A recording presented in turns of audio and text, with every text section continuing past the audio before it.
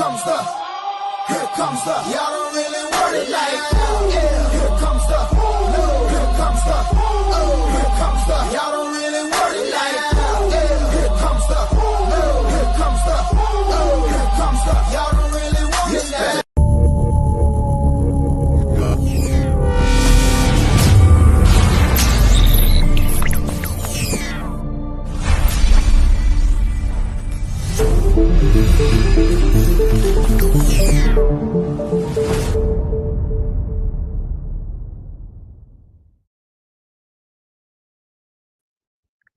What's up, Titans Nation? Welcome in to the 615 and into the SeatGeek Studios. It's your host, Lee Hillis, and tonight we are talking Cam Ward, Xavier Restrepo, and Shedeur Sanders, and a battle for the number one quarterback in the NFL draft.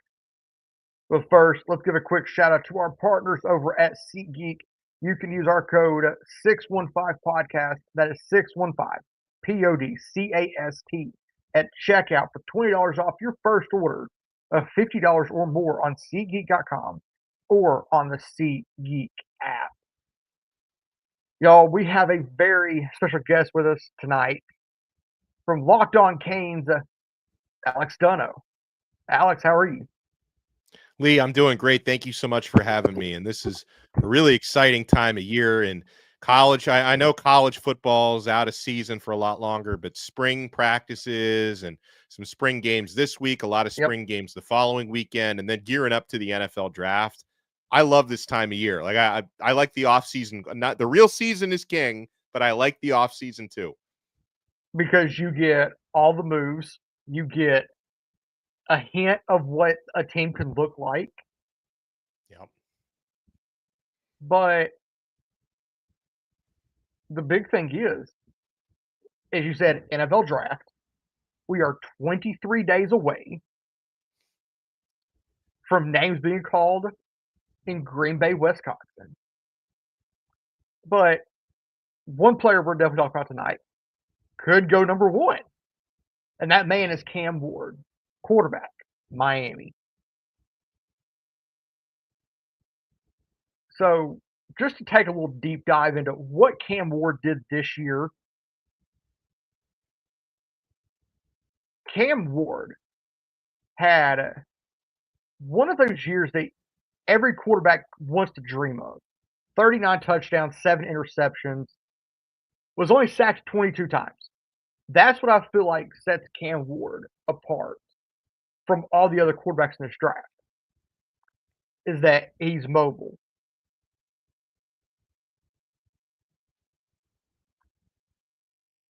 Yeah, and in the case of Ward's mobility, if you watch back his games and watch his tape, I think one of the big things that stands out, and obviously we'll talk about everything, including the arm talent, but I think to me, maybe the most unique thing about Cam Ward, because I've watched a lot of quarterbacks over the years, and his ability to manipulate the pocket and his ability to always elude the first pass rusher, I think is remarkable. I could, probably count at least once or twice per Miami game this past season where a defensive back gets into the backfield and Ward is dead to rights. Here comes a sack, and he finds a way to shift out of it or spin out of it. And of course, he's also capable of getting outside the pocket. And so I think that that's something. And obviously at Miami, he did play behind a really good offensive line, but his previous seasons at Washington State, not so much. A lot more pressure. And yeah, the sack numbers were higher at Wazoo, of course, but was playing under constant duress there. And that's the type of quarterback that obviously any quarterback is better with superior protection. But Ward, in his time at Wazoo with the big numbers he was able to put up there, was able to do a lot of that despite a lack of pass protection, because he's able to extend plays and manipulate the pocket. So that's really one of the things that stands out to Ward that kind of separates him from the common quarterback. But Cam Ward, as we're talking, Cam Ward is, in my opinion, a different specimen of a quarterback. Go back, like we're looking through right here, we're looking back all the way to 2020 when he was at Incarnate Word. it feels like he progressed year after year and got better year after year. Yeah, I mean Ward. One of the things that's fascinating about his story, and I think that this has motivated him to work as hard as he does. He was running a wing T offense in high school, just didn't have the type of film out there that allowed, big colleges like they knew, okay, this guy is obviously athletic. He obviously has talent, but he just doesn't really have the sort of film and the sort of experience in the type of offense that translates to the college level. So, yeah, I mean, you're talking about Ward, who spends his first 2 seasons at FCS Incarnate Word. That was literally the only offer he got coming out of high school, which A is 0-star recruit. zero-star recruit. And so, I mean, if you look at the journey that he's been on for the past 5 years to go from 0-star recruit on, and UIW is a good team at that level. It's a good FCS team historically, but to start your career at the FCS level and then to now potentially be the number one overall pick, coming up in 23 days, it's really a remarkable journey. And Lee, It's I think unheard that's of. yeah, and I think it's an important point in the Cam Ward story because, I had the chance to talk to him several times throughout the season. Had a chance to also talk with his parents, who of course have gotten the front row seat to his entire life, not to mention his football journey. And he has that chip on his shoulder from where he came from, being essentially unrecruited, and he's carried it with him for the last 5 years. But he uses it in such a constructive way. Like Ward, I don't think he was ever resentful to anybody. He was never, bitter about it. He just took the opportunity that was given to him, and he said, I'm going to outwork everybody on my team, no matter where I play. And listen, there are obviously throughout the years, you have certain, first round draft picks, number one overall picks. Some of them pan out, some of them are busts.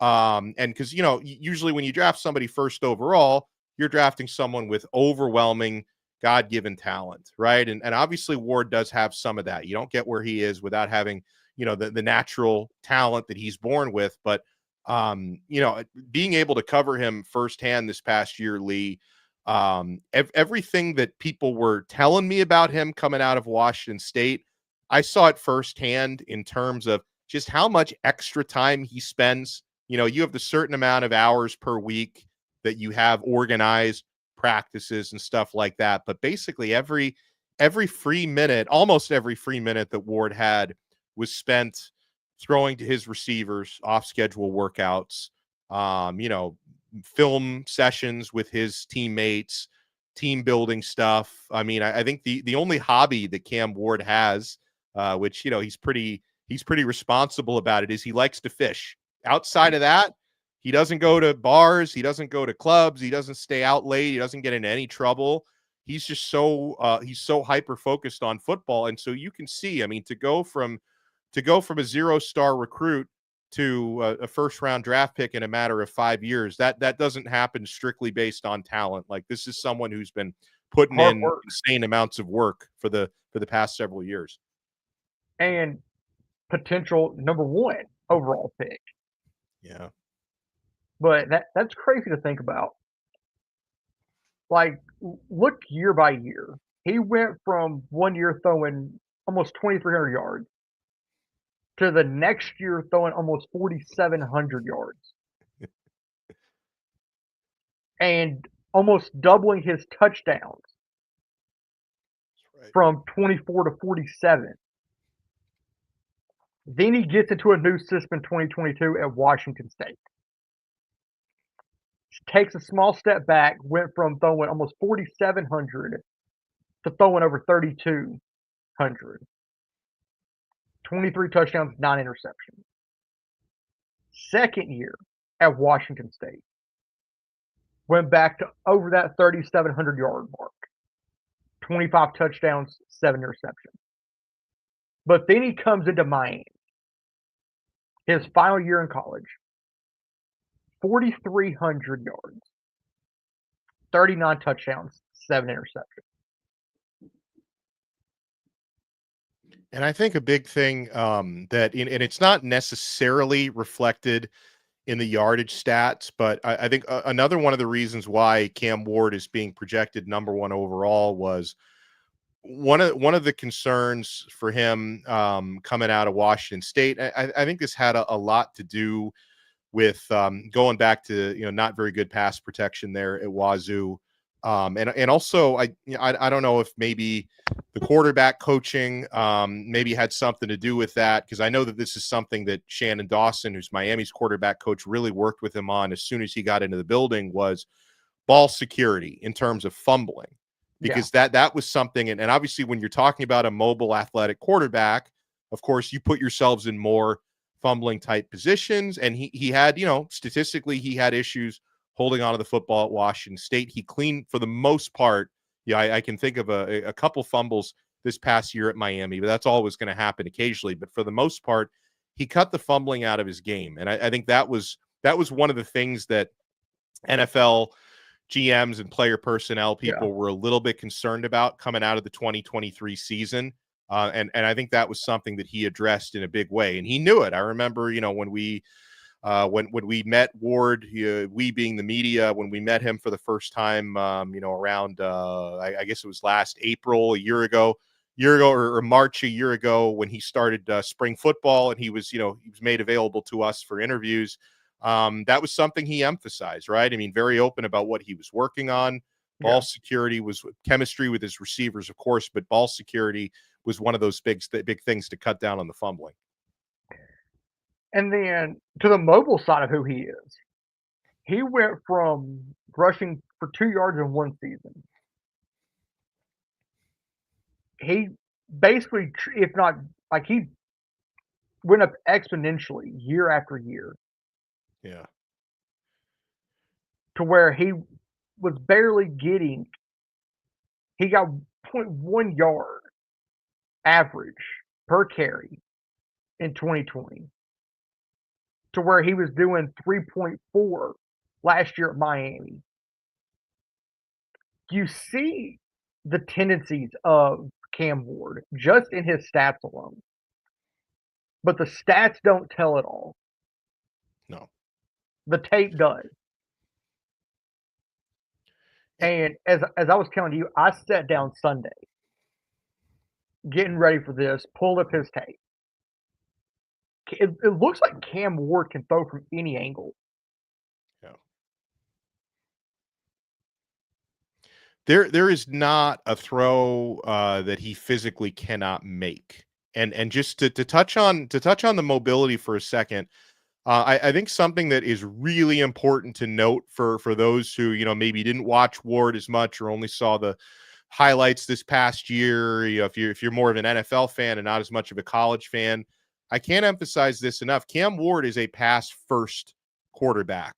Like the rushing part of it is something that he has in his back pocket that he goes to when necessary. Like there were a few design runs in 2024, a few things in the red zone, mostly, to help him score some easy touchdowns. But usually when Cam Ward takes off and runs, it's usually once he's either under duress and has to get outside the pocket, or he's gone through his progressions, didn't like what he sees, and he sees room to run with it. But the athleticism, it's a huge part of his game. Now, his athleticism, which I think is a good thing heading into the pros, because, technically the more you run at the quarterback position, probably the shorter your career is going to be, right? Yeah. But in the case of Ward, like he's definitely a pass first quarterback.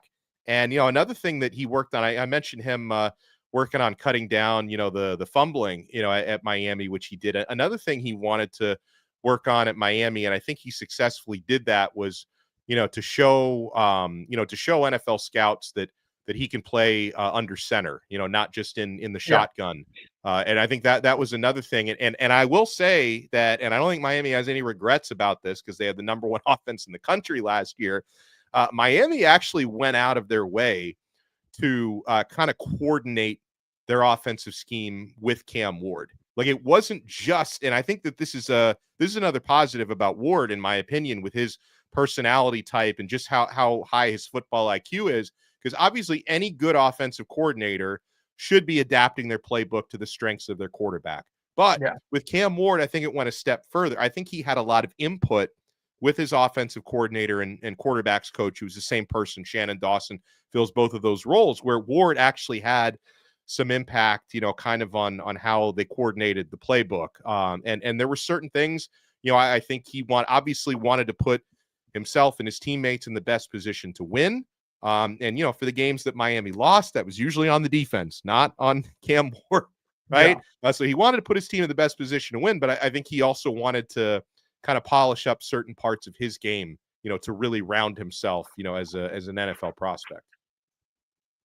So I told you that each part there's going to be one question to go along with it. Question one: how good can Cam Ward be at the next level?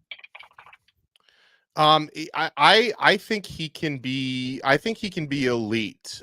Because something I'll give you a few reasons. And I had the privilege of getting to cover Cam Ward this past year. Over the years, I've covered a lot of Miami Hurricanes quarterbacks. I've covered a lot of Miami Dolphins quarterbacks. I used to cover the Dolphins day by day as well. And I've never encountered, and this is all post Dan Marino, just so we're clear. I'm not including Dan in this. I didn't cover Dan.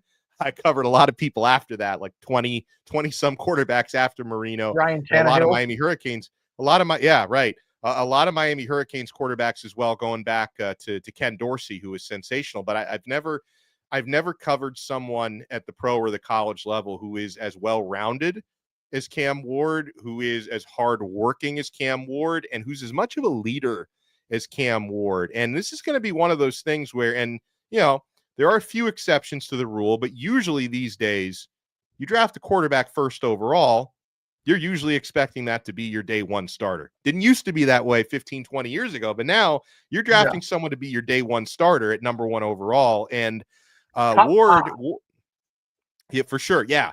And so as soon as Ward steps into probably the Tennessee Titans locker room, or whoever drafts him, probably Tennessee, he immediately is going to earn the respect of his teammates. No one's going to look down on, oh, here's this rookie, and we need to teach this guy how to be a vocal leader. No, Cam Ward is going to have command of his huddle. He's going to have the respect of his teammates day one. He really has an electric personality. So that's one of the reasons why I think he can be a great pro. The next reason, some of the stuff we've talked about already, and of course, you have to have this if you're the number one overall pick. There's not a throw that he can't make. And Lee, I was watching, about a week ago, Ward's pro day down at Miami, where he did, the full workout. He did limited stuff only at the combine, but he did his full workout at pro day. And there were scouts from 32 teams. All 32 NFL teams were there, including the Titans brass, and several of the personnel people out there, and some of the television type of scouts and the writers that were out there who have covered a lot more pro days than I have. I've probably covered 5 or 6 pro days in my life, and a lot of them were saying, like, this is the most impressive pro day workout I've ever seen, or the most impressive I've ever seen in person, at least. With the throws that he made at his pro day, I was told afterwards, I didn't count every single throw, but I was told he attempted 85 throws, and 80 of those were right on target. So, I mean, that's, which is pretty impressive. And of course, these are scripted workouts. I get that, but still 80 for 85 on target, making every imaginable type of throw that an NFL scout would want to see. So it was evident, like, how much work he put into even his pro day. And there was a little exchange you probably heard about after Ward threw one of his better passes at pro day. He ran with Chad Brinker. Yeah, he runs right by the Titans contingent, and he said to them, "I'm solidifying it today," meaning solidifying the number one draft status. And so again, like, it's and it's funny, Lee, because heading into that impressive pro day that Ward had. I don't, at that point, I think it was already kind of consensus that he was going to be the number one overall pick. But here's what I think he was able to accomplish at the pro day. I think he was able to convince the Tennessee Titans, we don't want to trade this pick, right?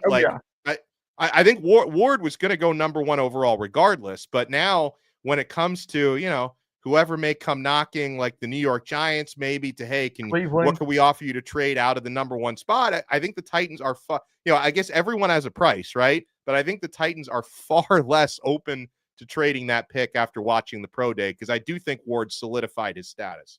Even though at the owners' meetings this week in Florida, and I think it's there in West Palm. Yeah, that's right. I think it was either Callahan or somebody said that they're doing their due diligence. Yeah. So, and with the depth of the top two quarterbacks, you cannot leave a stone unturned. Everybody's gonna be there at Shador's pro day on Saturday in Boulder, except for Chad Brinker and Brian Callahan. There you go. That seems like a sign. I didn't know that. But they will be there at the private workout on next Wednesday. Oh, okay. Okay. But the next player I do want to dig into that had, I don't want to say an underwhelming pro day, Xavier Restrepo.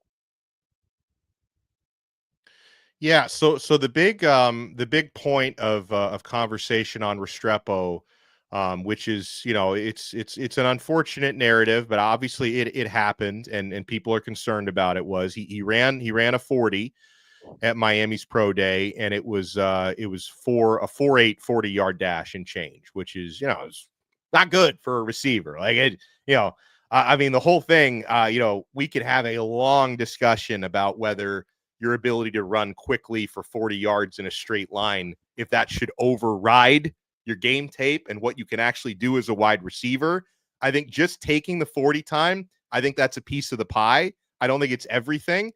And the other thing, like, and Lee, I'm not going to claim that Restrepo has this like blazing speed and he would have run a 4.3 if he was fully healthy. Like nothing like that. But I do know that he is dealing with some sort of a hamstring issue, and he decided to run the 40 despite that. Now, I'm assuming his time would have been at least a little quicker if he was fully healthy. So, I don't know how much time that would have shaved from it, but I think it affected him. On average, if you take the average of the 240s he ran, the 4.83 and the 4.8 even, it came out to 4.81. Yeah. But the other part is, though, because there's different sorts of speed. He also ran his short shuttle and had a respectable 4.21, which is like in the normal range. So it's like the 40 was outside the normal range for his position and his size. And the shuttle was back in. Right, and the shuttle was back in. And so, listen, it's something that it's unfortunate that it may affect his draft stock in a negative way. It can't help. Like the 40 time cannot help. It can only hurt.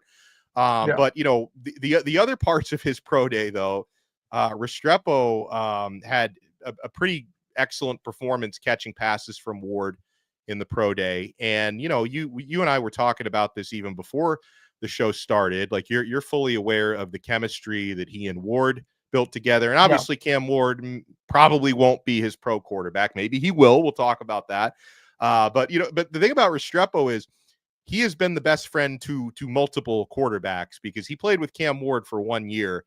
Previous few years were with Tyler Van Dyke, who's Miami's former starting quarterback, who was, talk about feast or famine. Like Van Dyke either looked like a first-round draft pick or he looked like a seventh-round CFL draft pick, depending on which Saturday it was.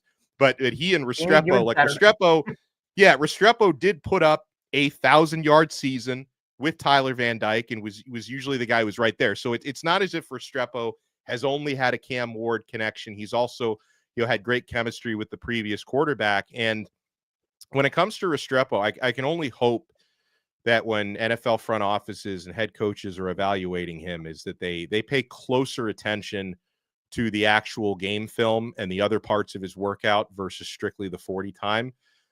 So Restrepo, something that I think translates to the NFL level is he's an impeccable route runner. I mean, his precision, watching him practice over the years, you can see, the way if he runs a route that he think is off by a half inch, he's going to run it again. He's going to keep running it till he gets it right.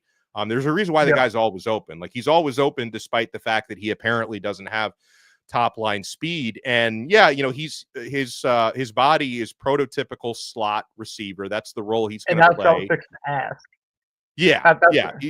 Would he mostly play slot in the league? Yeah, I think he is an absolute slot type in the league. Because he's below 6 foot. He's probably he's in the 5'10" range, I would think, and he's pretty much mastered the slant route tree. And yeah, I agree with Mike Patton there. Precision is there with him. Very reliable hands. This is not someone you're going to have to worry about dropping passes. And even for a guy his size, he's a much better jump ball receiver than you think he would be for an under 6 foot guy. He's got, I don't know what his vertical jump stat is. It's probably documented somewhere, but he's got a lot of hops, Restrepo. Like, he's someone that covering him, and I covered him for I guess 5 years. I didn't the COVID year. I forgot about that. He didn't play much the COVID year. But covering Restrepo and watching him practice for the past 5 years, he basically provided 2 or 3 highlight reel catches in every practice. One-handers, behind the back type of stuff, falling over in the corner of the end zone. He's a very reliable playmaker in that regard. So, if you look at his stats from last year, 69 catches, 1,127 yards. Averaged 16.3 yards a catch. Yeah. And 11 touchdowns with the long of 77. Yeah, and that was something that the yards per catch obviously took a very big jump. Although I'm looking back at 2021, he had a pretty high yards per catch that year as well at 15.5. But the 16.3 this past year. A lot of credit, of course, goes to Cam Ward for that, because when Cam Ward would extend plays, gave guys chance to run downfield a little bit farther, and Ward really Ward digs the long ball, but Restrepo was on the receiving end of a lot of those, right? And you compare his numbers to 2023 and 2022, it was a lot of some shorter stuff, move the chains type of guy, but he became more of a downfield threat again in 2024. And that, I think that goes to the Ward connection. And I'll say also a lot of similar things I'll say about Restrepo that I said about Cam Ward in terms of the work ethic. Probably one of the 2 or 3 hardest workers on Miami's team last year, with Ward, of course, being one of those. I give a shout to Jalen Rivers, who is Miami's starting left tackle, who's also going to be in the draft this year. Another incredible hard worker. And Restrepo is right up there. A little not as like loud as in your face as Cam Ward is, but I think that's a better trait for a quarterback anyway. Like, Restrepo's a little bit quieter, more of a humble guy, but he'll hold you accountable, and he'll get in your face sometimes. And he's a good teammate. Truly, I've covered some guys over the years who are really talented receivers who didn't work hard enough. Restrepo, I believe, is talented and is also one of the hardest workers in the room. So I think that's something that one of the most important parts of the draft process, of course, is the interview process, the stuff we don't get to see when the teams sit down. They sit down in the room with these players and they go over their film and they ask them about their families and all the, like, I think Restrepo is probably going to, or he is already, because I'm assuming he's done some of that stuff by now. He's hitting that stuff out of the park. Just a really humble, hardworking guy. He also has a chip on his shoulder because, coming out of high school, he was, a touted guy, but a little bit underrated. I think he was probably a 3-star recruit, and a lot of people thought, oh, he's too small to be an NFL guy. So he's had a chip on his shoulder that he's worked with as well. So I'm looking at his draft profile from Lance Zierlein. The strengths that he has for Restrepo developed into a high volume, high impact weapon in Miami's offense. Great usage of leverage to release against press. Uh, Willing to do his part as a positional blocker in run/screen game.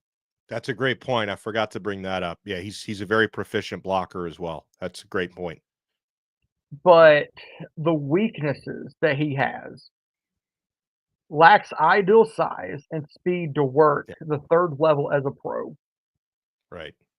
Yeah, it's fair. I mean, I think it's absolutely. I think I mean there's nothing he can do about the size, of course. I mean, Yeah, he's in very good physical condition, takes care of his 5'10", body, but 209. yeah, 5'10", right. 209. Yeah, like you can't, he can build his body up, but he cannot grow 3 inches. He does not have that ability. So I understand it. I think that's what obviously would separate him from being not being a first day prospect for that reason. But for whenever he's drafted, whether it be the second day or the third day, I think he's going to have that chip on his shoulder, and he's going to want to make whoever passed on him. He's going to want to make them Make him regret that. pay. Yep.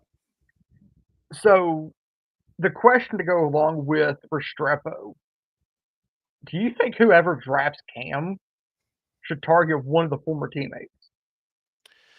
I think that would be the icing on the cake. If the Titans are assumingly going to draft Ward at number 1 overall, if you can get someone like Restrepo, whatever round we want to speculate he goes in, 3rd round, 4th round, whatever, or Yeah, Elijah Arroyo, who is Cam's tight star end. tight end this year, who I believe, Big what, number 8? yes. Yeah, it was number 8 this past year, and full in complete, and just on a side note on Elijah Arroyo, the journey that he had to go through during his time at Miami, like his first 3 years, so snake bit when it came to injuries. Like it was just bad Is this luck, right? Like is that the guy that has like 7 years? no, that's Cam McCormick. Cam McCormick is the one Okay. who played 9 years. McCormick, it was another tight end on Miami, 9 years. How old is he? Unfortunately, Like he's 30? How old is he? Like 30? I want to say he's 27 or 28. And God. and actually Cam McCormick had a pretty good year this past year. He doesn't have, of course, like the upside of of Arroyo. Like but McCormick had a solid year. I Yeah. hope he's able to land somewhere like undrafted free agent, or be able to find some journey to the Yeah. league, at least get an opportunity. I mean, obviously he's older than most of the guys who are already in the league, but I hope McCormick can get an opportunity. But Arroyo, he played, I guess, I want to say 4 years at Miami, because he was, I think, a 4th-year junior this year when he Yeah. decided to come out. But like the first, 3 years of his career, just really bad luck. Had a couple serious knee injuries, that he obviously fully recovered from, and he had a fully healthy season this past year. Arroyo, he's a tight end who runs like a wideout, which I think is a common and important trait in the NFL.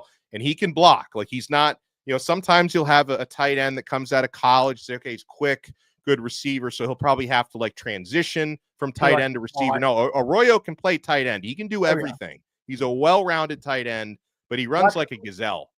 Like a Mike Gesicki. Yeah. Yep. So, another guy I used to cover down in Miami, Mike Gesicki. That's it's a good comparison. Could Arroyo stay in South Beach? Yeah, I have wondered that. It's weird because sometimes Miami Dolphins head coach Mike McDaniel, he's very particular about tight ends in his offense, and he tends to gravitate a lot of times towards the more pure blocking guys. So I don't even know if as much as I'd love to keep exactly. So as much as I'd like to keep someone like Elijah Arroyo locally, I don't know if that's the best spot for him. I think he can block, but he's a tremendous downfield threat. And so, yeah, to go back to your original question, I think if the Titans were to have the opportunity, you get Cam Ward locked down, 1st overall pick, and then you creep to one of those later rounds, second day, hopefully, because I want these guys to get drafted as high as possible. and you have the opportunity to reunite Ward with Restrepo or reunite Ward with Elijah Arroyo. They have the chemistry built in with both of those guys. I mean, I think all three of those players can certainly succeed on their own. I'm not saying they need each other, but I think that'd be a bonus for the Titans. Like if the Titans are able to draft Ward and one of his go-to guys and already have that built-in chemistry, you're talking about someone who's probably going to be a week one starter in the NFL. I would think that would probably ease his transition. And that's a big thing going into that second question was to find a way to build chemistry and to make his transition seamless. If he is your day one starter.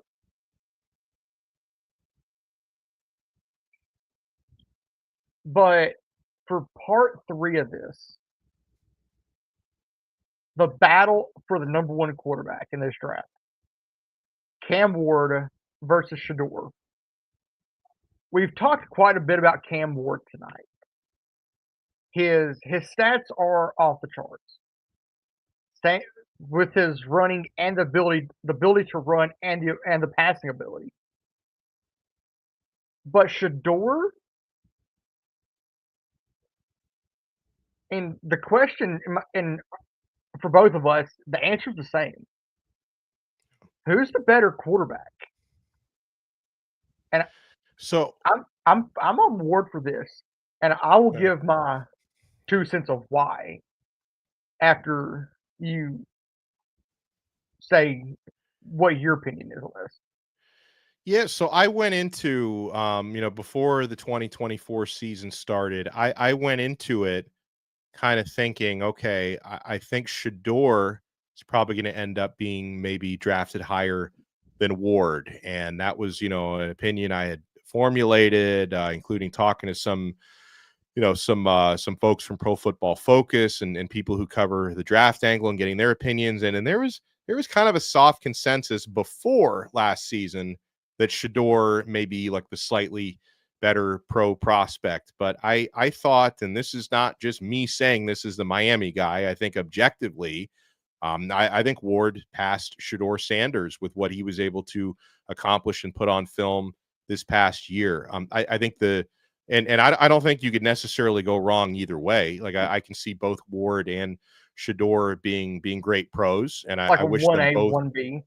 Exactly. Like I think they could both end up, whatever teams draft them, they could both end up being very happy about that. Okay. Yeah. But I think really a big thing I think that separates Ward is the extra athleticism that he packs. I think that's the difference. I think when you're comparing the two prospects, both of them first-class arm talent, field generals, leadership, they check off a lot of the same boxes. I just think Ward has a little bit of that X factor, the athleticism, and also like, and something funny and I always enjoy like the Ward versus Sanders discussion, because one of the things that I think people are getting to know this now is they've been close friends for years, which is funny. The banter so back and forth, the banter back and forth. Yeah, so they have the type of relationship where they share a common private quarterbacks coach who's been coaching them in Texas for years, and so they know each other very well, and I think because of the fact that they work with a common quarterbacks coach, like some of the traits are similar because obviously they're learning similar techniques, and I think that's another one of the reasons why they're so close to each other is they come from kind of the same school of quarterbacking, but the banter between these two guys, like they'll be and they have that type of relationship. You'll see the videos out there on social media of Shedeur and Cam just going back and forth. Yeah. And I love it. They have this awesome, like, it's almost like a sibling rivalry. Yeah. It's like they're like long lost. Yeah. Like they're like long lost brothers or something. I think it's a really special relationship because we've all been in competitive situations, whether it be playing sports or, you're working in your office and you're battling somebody for a promotion. And like, so sometimes if you ever jaw at each other, it can get a little testy sometimes, but Ward and Shedeur have the type of relationship where they just motivate each other. And so I can tell you, I think whoever, I'm sure whoever gets drafted number 1 is going to be very gracious about it, but there's probably going to be a little friendly banter that gets exchanged on their phones after that, because that's just the sort of relationship That's that how they they have. are. They tear each other down for fun to build each other up. Like it's a really Yeah. unique relationship that they have. But it's like I think that with what Ward was able to improve in his game this past year, showing the physical and the mental toughness. Because another thing about Ward that I didn't mention is, you know, um, they always say that quarterbacks need to have a short memory. I think it's Oh yeah. easier said than done, right? A lot of times you'll see like I was watching, Drew Aller in the college football playoff last year, not to pick on him, but sometimes you make a couple bad throws, it gets in your head and it's like you're stuck in quicksand, right? Cam Ward Mhm. makes a bad throw. He's going to lead you on an 80-yard touchdown drive his next time out. That's just how Yeah. it goes with him. So I think the fortitude, the short memory to go along with the natural talent and the mobility. I just think that's what makes Cam Ward, like you said it best, the 1A to Shador Sanders is 1B. So I favor Ward as a draft prospect just slightly. And I think he earned that because, again, before Yeah. last year, I kind of expected Shador to probably be the guy over Ward, but then I think Ward surpassed him.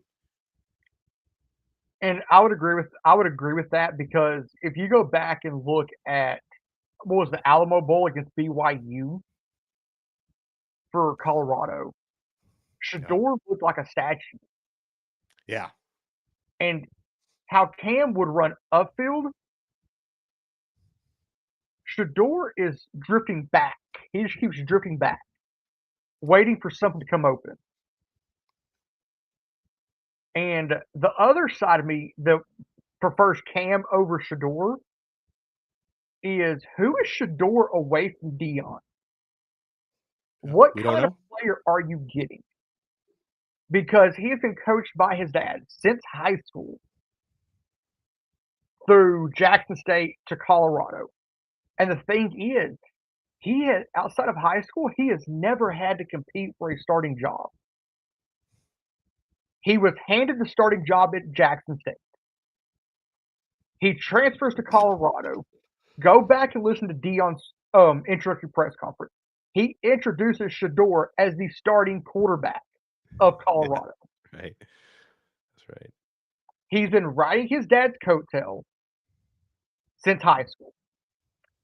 That's the big question mark for me. Is, who is Shador away from Dion? Yeah, we and we're not going to know till we know, honestly. But to Shador's credit, I also think that for him, being raised by Dion and having Yeah, such a competitive athletic family, with Shiloh as well, I think there's positives to that as well. Like I totally get what you're saying, so I'm playing devil's advocate a little bit, but I think coming up with a father who not has only played not the only league. understands, yeah, and not only understands like the hard physical work that it takes to get to that level, which it's probably easier to learn that from someone who's done it. Like my father's a mathematician, right? That's why I didn't have the makings of a varsity athlete, like Uncle Junior would say to Tony Soprano. But when you're raised, in that household by someone who not only is incredibly physically gifted and understand what it means to hone those skills, but also, Dion obviously being, in his day, it's still to this day. I mean, even, but and back to when he was playing, one of the most famous people in America, to be able to kind of deal with Yeah, everything that comes with it. I think that's some stuff that can work in Shador's advantage as well, to be fair. But your point is valid because, again, we don't know. Going back to high school, we don't know what Shador without Dion is. We're gonna have to find out. and the way I'm going to do this show is it's going to be split up into 3 separate episodes. So this could be interesting to see how the feedback is. But Alex, thanks for taking time to come hop in, talk Cam Ward, Xavier Restrepo, and Shador Sanders. Yeah. Well, let me just say thank you for having me, and also, I've done obviously a lot of on my show, Locked On Canes, and I've had the privilege of being guests on other people's shows like yourself. And talking about Cam Ward, it's a true pleasure. It really is, because again, and it's like, we talked about all the positives, because there's so much positive with Ward. An incredible human being, and I feel like I'm a better person having gotten to know Ward. Just seeing the way he lives his life and devotes himself to getting better every day, getting to know his parents, his mother, Patrice, his father, Calvin, who are awesome people. I can tell he's raised right. And his parents have been very active. I mean, his parents actually, I ran into his parents a couple weeks ago at a Miami practice, Hurricanes practice, that Cam Ward wasn't even at. His parents were there, just not on the team anymore. It's not that his parents are there watching practice. These are just unbelievable people. So I want to send a shout out to the Ward family. Don't forget about the little people once you guys make the big time in the NFL, and I know you won't, because it was privilege getting to know Ward and his family for the past year. And I feel like and everybody who covered Miami the last year kind of feels the same way. It doesn't feel like Ward was at Miami for just 1 year. Like, it really felt like he was there for like 3 years, because he made such an impact over a 1 year span. I wish he had another year of eligibility somewhere. Unfortunately, that's not in the cards. And if I'm lucky, I'll get to continue that and cover Cam Ward. And you got to bring me on a lot, because I want to talk more Ward. Well, I may have to have you on for the draft special at the end of the month. Sure. So, Titans fans, enjoy this, because it's going to take 3 days over the next 3 days of putting this out. But as I like to say, you don't have to go home, but you can't stay here. Stay classy and tighten up. Tighten up! Let's get tightened up! Tightened up!